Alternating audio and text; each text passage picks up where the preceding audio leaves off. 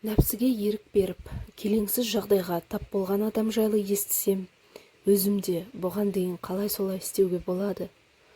Ар ұяты қайда деп сөгіп отыратынмын. Бірақ адам кейде қалай аңдамай басып адасқанын өзі де білмей қалады екен. Ойнап жүріп от бастым. Оңбай сүріндім. Сүріндім дегенім аз болар. Оңбай омақасып құладым. Енді қалай бойымды тіктерге білмей басым қатып жүрмін. Ерсін екеуміз бір-бірімізді сүйіп қосылдық. Екеуміз бір ауылдамыз. Ол менен 3 жасқа үлкен. Ерсін университет бітірген жылы мен колледжді тәмамдадым. Сол жылы шаңырақ көтердік. Қазір бір баламыз бар. Ол мектепке барған соң, екінші баланы дүниеге әкелуді жоспарлап жүрміз. Оған дейін материалдық жағдайымызды оңдап алайық деген ой ғой. Ата-енем де сол ауылда тұрады. Қолдарында келіні болған соң бізді бөлек шығарған. Бірақ демалыс күндері ұлымыз ата-әжесінің үйінде болады. Ол бізге де тиімді. Өйткені ауылда Ерсіннің бірге оқыған жолдастары көп. Демалыс күндері бір болмаса, бірі қонаққа шақырады. Қысқасы, демалыс бос өтпейді. Достар өте ұйымшыл. Достар бас қосқан соң ептеп ішеміз. Ойын сауық дегендей. Достар қатты қалжыңдаса береді. Қалжыңдап бір-бірінің әйелін құшақтап сүйе де салады. Ондайда ешкім ренжімейді. Өйткені ешкімде бөтен ой, бөтен пиғыл болмайды. Қысқасы, барлық кештеріміз өте көңілді өтетін. Сондай кештердің бірінде оңбай омақастым. Сенбі күні кешке Болаттың үйі қонаққа шақырды. Түске дейін жұмысқа барып келіп, кешке киетін киімдерімді дайындап жатқам. Сол кезде Ерсін де келді. Тез тамағыңды дайында. Қазір бастықпен қалаға кетеміз. Алла бұйыртса, ертең түс ауа келіп қаламыз деді. Бар ойым кеште болып, қалаға неге бара жатқанын сұрау орнына, Болаттың үйіндегі кешті қайтеміз деппін. Сен өзің бара бер, түнде Айдар үйге әкеліп тастайды, айтып қойдым деді. Қош, сенсіз бармаймын деп едім. Бөтен ешкім жоқ, тек өзіміздің достар ғана ғой деген соң келістім. Ерсінді шығарып салып, оянып отырғанымда үйге Айдар келді. Бүгін байың жоқ, сен менікі боласың деп құшақтап сүйді. Мен де қағытып, бір әйелді қарық қыла алмай жүріп, екінші сенің не теңің деп қалжыңдадым. Айдар, мен Айнашты алып келем, сен жарты сағатта дайын бол деп шығып кетті. Жарты сағаттан соң есік алдына көлік келіп тоқтады. Ойбайлатып сигнал бергеннен ақ Айдар екенін білдім. Көп күттірмей мен де шықтым. Болаттың үйіне барғанымызда жолдастар әлі толық жиналмаған екен. Айнаштың қолында кішкентай баласы болған соң, мен Болаттың әйеліне дастархан жасауға көмектестім. Әне-міне дегенше қалған достар да келді. Кеш басталды. Кешті әр кездегідей Айдар жүргізді. Оны жолдастары штатный тамада дейді.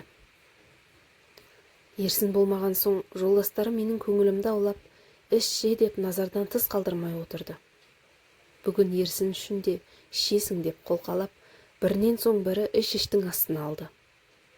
Бәрінің көңілін қимай, бір-екі ұрттап отырып, біршама қызып қалдым.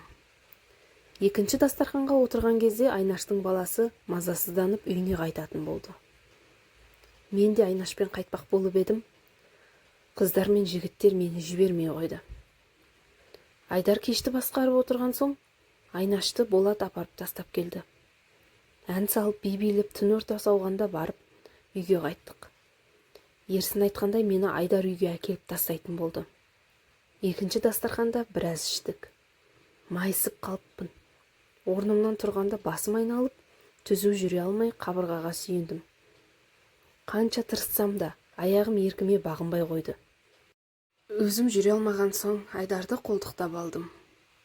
Жол жөнекей бір досымызды үйіне жеткізіп салып, Айдар мені үйге алып келді.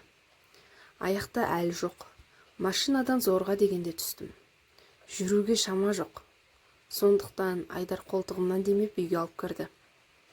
Жатын бөлмедегі төсекке әкеліп жатқызды. бәрін сезіп жатырмын. Айдар аяқ киімімді, сосын сырт киімімді шешті. Бір кезде көйлегімді де шеше бастады. Мастық па, нәпсіме, неге екенін білмеймін, мен қарсылық көрсетпедім. Солайша Айдармен құшағымыз айқасты. Екеуміз түнді бірге өткіздік. Басым қатты ауырып оянсам, Айдар анадан туғандай қасымда тыр жалаңаш ұйықтап жатыр. Әлі таң ата қоймаған екен. Сонда ғана не бүлдіргенімді ұқтым. Айдарды жұлқып ояттым. Қарауға бет жоқ. Тек кет дей бердім. Айдар кешір деген күйде үйден шығып кетті. Бір жағынан бас ауру, екінші жағынан ұяттың оты тұла бойымды күйдіріп барады. Түс ауа ерсін келгенде әлі ес жия алмай жатқам. Менің халімді көріп, екеуміз үшін ішкенсің бе деп қалжыңдап жатыр. Сен жата бер, мен қазір сорпаны ысытам. Соны ішкен соң жақсы болып қаласың деп асханаға кетті. Орнымнан тұрмақ болдым, бірақ шамам жоқ. Біреу иығымды басып тұрғандай. Менің еңсемді басып тұрған ішімдік емес, ар ұят екенін Ерсін қайда білсін. Ерсіннің ыстып әкелген сорпасын ішкен соң, расымен де бас ауру жеңілдеді. Бірақ жанымды жеген ар ұяттан сорпа қалай арылтсын? Сол жағдайдан кейін көп өтпей, жалғыз отырғанымда үйге Айдар келді. Кешірім сұрауға келген шығар деп ойласам, сені ұнатып қалдым деп тесірейіп бетіме қарап отыр.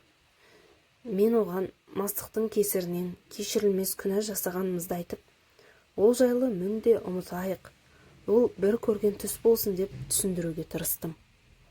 Сәл үнсіздіктен кейін Айдар, мен сені жақсы көрем, сезімімді басқара алар емеспін деп шықты. Содан бері 2 айдай уақыт өтті. Менің жалғыз екенімді білсе, Айдар үйге жетіп келетінді шығарды. Бірақ одан кейін арамызда ештеңе болған жоқ.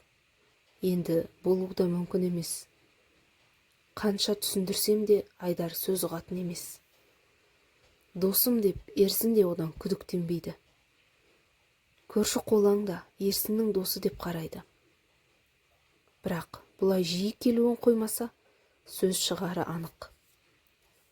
Енді не істеуім керек, білмеймін. Болған жайда Ерсінге айтсам, шаңырағымыз шайқалама деп қорқам. Достардың арасы бұзылады. Айдар мен Айнаштың отбасы да бұзылуы мүмкін. Осының бәрін айтсам, Айдар ұғар емес. Не істесем болады? Ақыл қосыңыздаршы.